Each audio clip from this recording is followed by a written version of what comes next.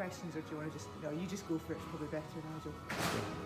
So here we are in the glasshouse at Standhill Farm. So we've already explained the fact that this farm has diversified, and they're using the manure from the cows, from the dairy cows, to power an anaerobic digester, which is producing methane gas, which is then getting burnt through a turbine to then a gas turbine to produce electricity, which is sold to the grid.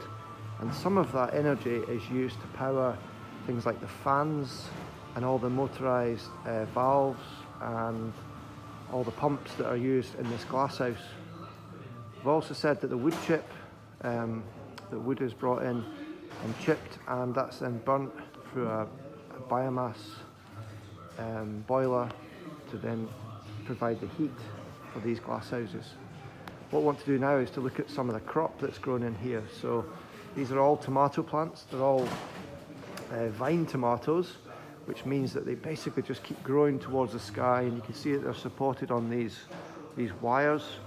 This crop has actually been lowered because it's towards the end of the season, but quite normally the crop is right up to the top of the wires or the strings, and the crop is continuously growing. If you look at this particular plant here, you can see that the plant started off in this rock wool block, and that was then planted into one of these big rock wool bases. That sits on top of a kind of gutter system. You can see there's actual little gutter in there, and then you can see there's a black dripper which is attached to the plant there, and that's dripping a solution of nutrients. So plants need 16 essential nutrients, and that's dripped onto the plants through a line, and that comes from a central tank. It's all computerized. The nutrient solution is analysed to make sure it's got all the nutrients by a computer. It keeps getting topped up. So that nutrient flows through, given to the plant. When the plants are planted, they are trained so there's 2 stems come off them, and then when they get up to a certain height, they then split off again, and basically there's 4 stems growing off one single plant. You can see here these are what are called traditional round tomatoes, and these will be harvested, and you can see there's only actually 3 weeks left of production. So we've got these fruits here, these ones to ripen, and then this one, and then that'll be end of the season. So that will get us into just towards the end of November.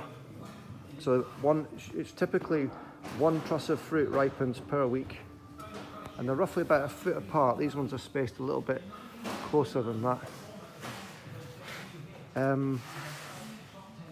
During the season, we have people that are specifically training the plants. They're removing things like that side shoot there, and that removes leaf growths. It means that the plant concentrates all its energy into growing up the way, and it's all about getting the right density of leaf to the amount of fruit that's grown, and that's all done through training the plants and pruning them. So just have a quick walk through the crop. You can see all the old stems.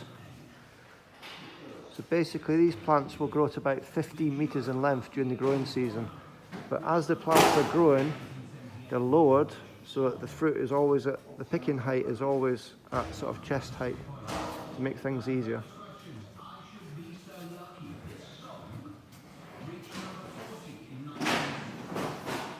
The glass house is heated by these heating pipes. Nice temperature coming through them just now.